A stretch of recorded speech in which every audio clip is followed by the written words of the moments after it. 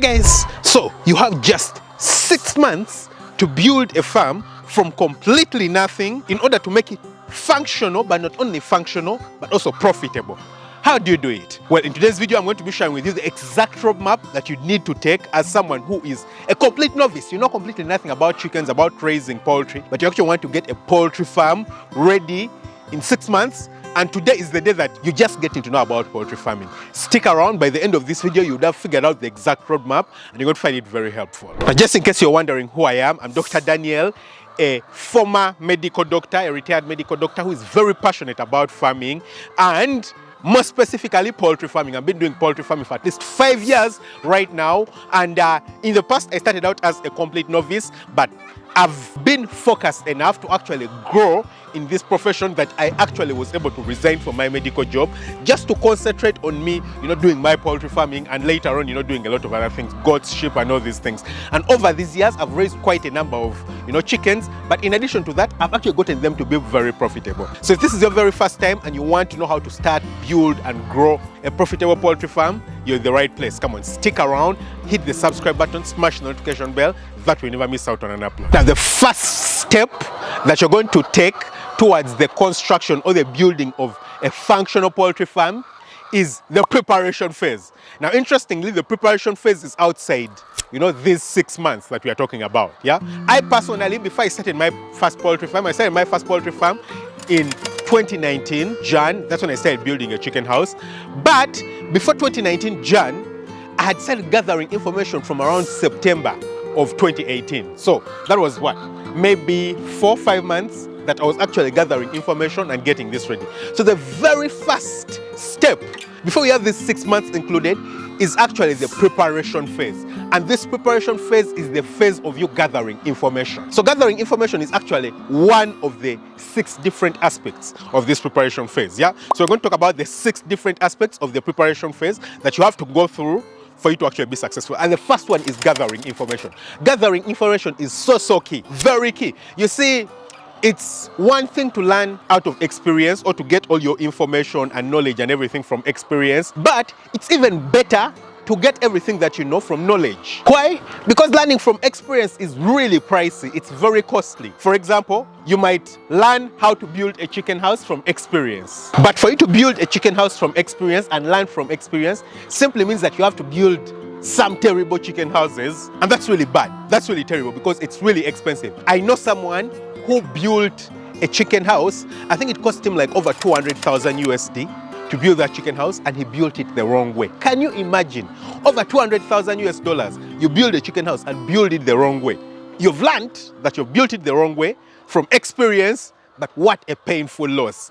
How much more would it have taken you simply to sit down and watch a YouTube video? Maybe watch my YouTube videos. Maybe go and visit someone who has been successful in poultry farming and just learn how to do it, yeah? So you want to learn by doing research and getting information and not from experience. Now, of course, there are some things that you're going to learn from experience. Yeah, for some reason, all the information you're not going to pick it outside there, or maybe you're going to see it written somewhere and read it up, but you don't pay too much attention to it. You don't think it's that important, and then it's only when you experience it that you actually notice, okay, this was really important. So some things you're going to learn from experience, yeah, and honestly, it's not a desirable way because, again, learning from experience simply means you learn from pains, you learn from failures, and if you could avoid them, that would be the perfect thing. But in the world, I mean, for some reason, everyone in one way or another learns from experience, yeah?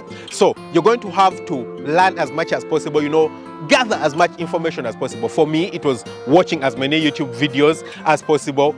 If you're here and you're watching this video, that's a really good thing because that means that you've already started on your path for getting all this information that you're going to require, yeah? So watch these videos. Actually, even after this video, I'm going to leave a description to another video. It's a completely free YouTube video about how to actually, raise chickens, how to manage chickens and ensure that you have as few deaths as possible and ensure that, they are nutritionally sound and they grow up really well. You can check out that video in the description after you've watched this video. But yeah, learn as much as possible, yeah?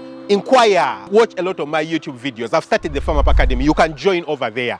I mean, you're just trying to reduce the cost of the mistakes that you could pay for throughout your learning cycle. For me personally, I do remember, I think I've shared this story quite a number of times, but there's a batch of birds that I brought in That batch came in from Hungary, and over that batch, I lost over 16,000 USD. 16,000 USD. Not really because I didn't know, but because I didn't pay keen attention to that information and try to focus on it, to utilize it to make sure that, I'm in the best possible position to grow and skyrocket my farm. I didn't, yeah? So you want to make sure that you pay as much attention and you learn as much and actually implement as much of this information as possible. That way you don't make mistakes. The second thing when it does come to preparation is actually locating an area. Yeah, so you need to actually locate a correct area for you to start your farm. Farms won't be successful in any place and every place. Of course, farm produce, which is actually the product of farms, in this case it's either going to be chicken or eggs, most likely, are things that are desired everywhere in the world. But where you place your farm actually plays a key role in the success on your farms, because it will determine the market, it will determine, the cost of raw materials, it will determine your cost of transport, it will determine the ease of transport, how well and accessible the roads are. It will determine your cost of construction, because if your place is, for example, very hilly, your cost of construction is going to be quite high. It will also determine your cost of construction also based on the materials that you can use, because in some areas you can't use, materials like you guys can see that I've utilized here, yeah, so wood and iron sheets, because in some areas it's too windy and there's a lot of storms and things like that, and such a structure would just never stand. So where you choose to place your farm plays a very, very huge role in the success of your farm. So you need to identify the perfect location where you're going to be placing your farm. The third thing when it does come to preparation is saving up money. Yeah, so you need to save up money, and you need to determine where you're going to be getting this money from. Yeah, because starting and running a farm is actually not cheap. Yeah, it requires quite an amount of money. Yeah, it doesn't matter the scale, you're still going to need quite an amount of money, because first of all it requires land. So you're either going to have to buy land or rent land from someone, or borrow land, or I don't know, whichever way that you choose to do it, you're going to have to get land, but most probably it's going to come at a cost. You could get it for free, like I did, when my dad let me use a small section of his land to build my chicken house.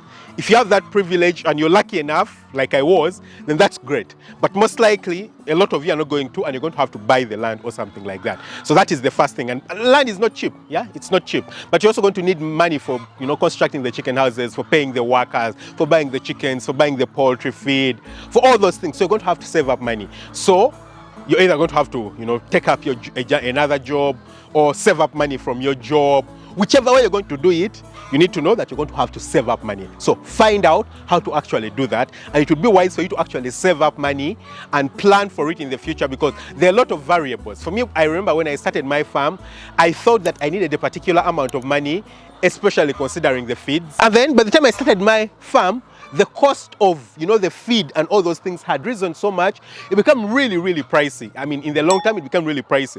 If it wasn't, for God and, a few friends that God sent my way to help me, I suddenly would have been out of business, because I had to borrow money here and there and try to survive through, yeah? So you need to make sure that you plan properly to ensure that you have the funds that will enable you go through these 6 months once you actually start. The first thing is to identify partners and workers. So partners in terms of, if you're going to be doing actually a partnership, you want to share the cost with someone. You don't want to take all the risk upon yourself. So, you want to probably use someone else's money.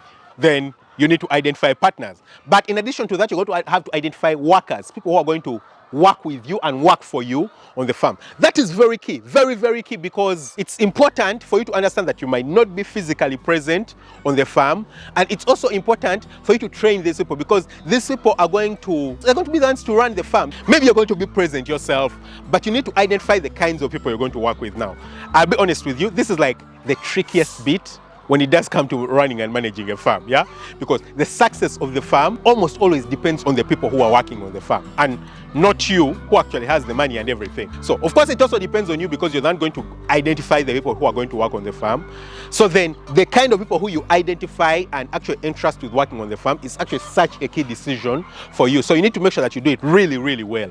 Otherwise you're going to fail, and it's going to be really chaotic for you. The number 5 is identify the sources for all the materials you're going to be using on the farm. So if it's construction of a chicken house, like you see my chicken house right here, where you're going to be getting the wood, the timber, where you're going to be getting, your poultry feed, your chicken feed, whether it's maize, whether it's concentrate, if you're using concentrate, whether it's soya.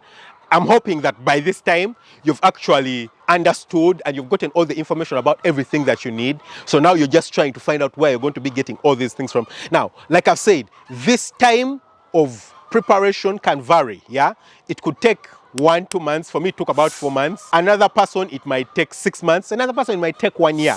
It's all up to you. Of course, the quicker you do it, the better, because then that means you get to start earlier. But it can take however long that you want, but you need to make sure that you identify this information. Yeah, so where are you going to get all this equipment? Where are you going to get, the feeders, the drinkers? Are you going to be using wooden feeders, wooden drinkers? Where are you going to get all these things? It is very, very important and very key that you identify that. And then finally, number 6 is make a business plan.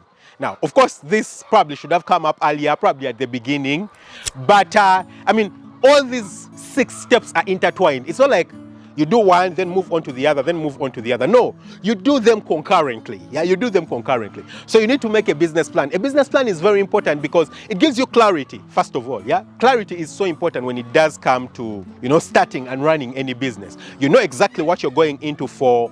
You know exactly, the cost of attaining the goal that you're going to be attaining, both in terms of financial cost, then, commitment, the kind of people you're going to need. You understand the cost in all those things, the things you're going to have to sacrifice to get to that goal. Yeah. Also, it helps you understand the costs in terms, again, financial costs that we've talked about, but also, like we said, it gives you clarity and a proper vision for your farm. So you understand, am I going to be doing chickens for eggs? Am I going to be doing chickens for meat? It also helps you understand, the financial forecasts and all things like that. That way you can plan better for the potential success of your farm. So it is very important that you actually do a business plan. And I believe I made a video on this channel about how to, make a poultry farming business plan. So you can check it out. That way, you just know exactly how to do it. Now, after preparation, now we go into the next 6 months, which is actually the 6 months from the point you start to the point you're going to start making money and be profitable and all these things. This is the 6 actionable months of actually starting and running a farm.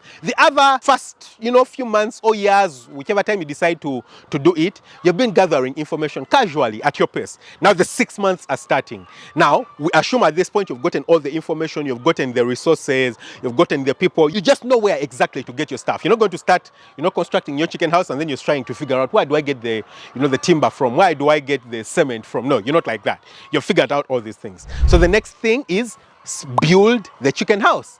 Building a chicken house is so important because a chicken house determines a lot of the things. Number 1, its cost is very important. It could either double or triple your budget. Yeah, so it's very important that you build the correct type of chicken house. And when it does come to chicken houses, it is very important that you build as cheap as possible for the location that you're in. Yeah, don't just build as cheap as possible. Like I've shown you guys the kind of chicken house that I do have right here. It's really cheap for me and it works very effectively. I actually build it going upwards. It's a 2-story chicken house because it gets to save me money. Yeah, it gets to save me money. My place is not very windy. I don't have, heavy rains and heavy winds. So I'm not very worried that, they're going to throw the chicken house down. I try to make it as strong as possible and it will last quite, a number of years for me right here. Yeah. So it's very important that, you understand the place you're in and build it as cheap as possible. For me, I could choose to build concrete and brick chicken houses, but that's too much money.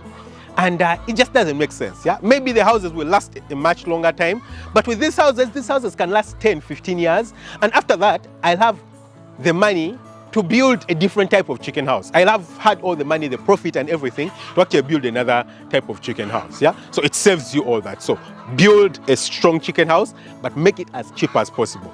In addition to that, it's important that your chicken house is well aerated. Yeah, very aerated, so that it reduces the risk of your birds getting sick and getting infection and all those things. Yeah, so again, this information you should have gotten from earlier, from how exactly should the chicken house be built and all those kinds of things. Yeah, and I believe I've shared a lot of that info on this channel. And then the third step is actually bringing the birds. Yeah, so you've built your chicken house, it's ready, you've gotten all the information, time to bring in the birds. Yeah, so this step involves quite a number of things. Number 1, make sure that you're stocking your birds from the correct source. Yeah, the correct source simply means, the people can be trusted. It's a trustworthy source. Their birds are not sick.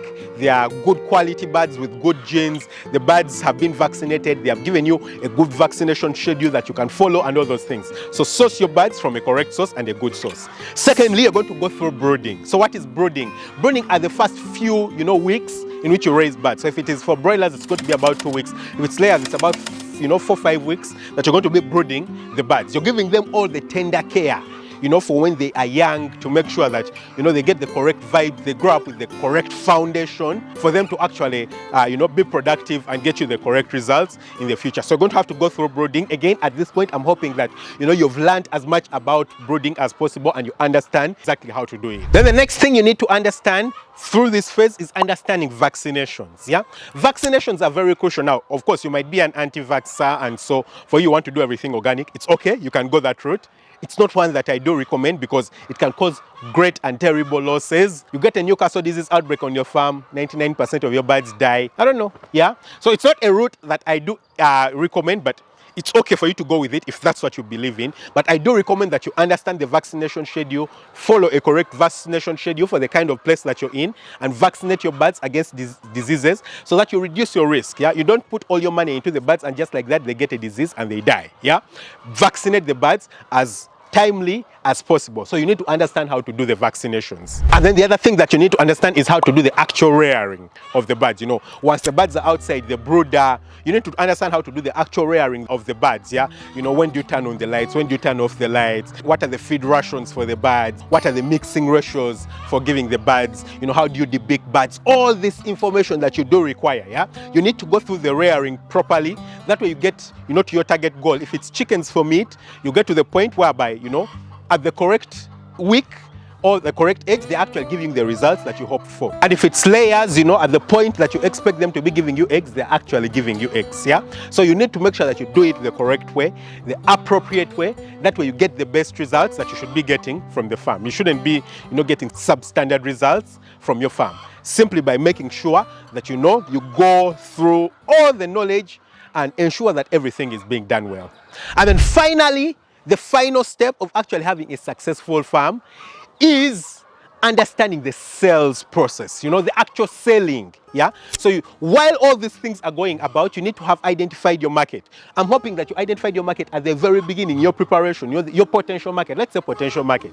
Yeah, because at that point you don't have a product and you're not selling, but you identified your potential market. So now when you do get your birds, for example, I have my layers over here, before they even start to lay, then you need to make sure that, you know, you've now gotten people who are going to be buying from you. You're taking deeper roots into the market. So you need to move around, whether you're using word of mouth, making some adverts on radio, you know, whichever way that you need to do it, you need to make sure that you've identified the market and you're moving in. That way, when the birds are ready for market, or that's if it's broilers, or the eggs are ready for market for layers, you're not now just trying to figure it out. Especially when it does come to broilers. If you don't have market by the time, you know, the animals are ready for market, you're in proper trouble.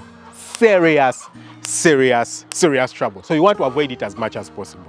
So I hope you guys have enjoyed this video. Like I've said, again, I'll leave a link to another video in the description about how to, you know, raise and care for birds. You can check it out. It's a free class that you can utilize.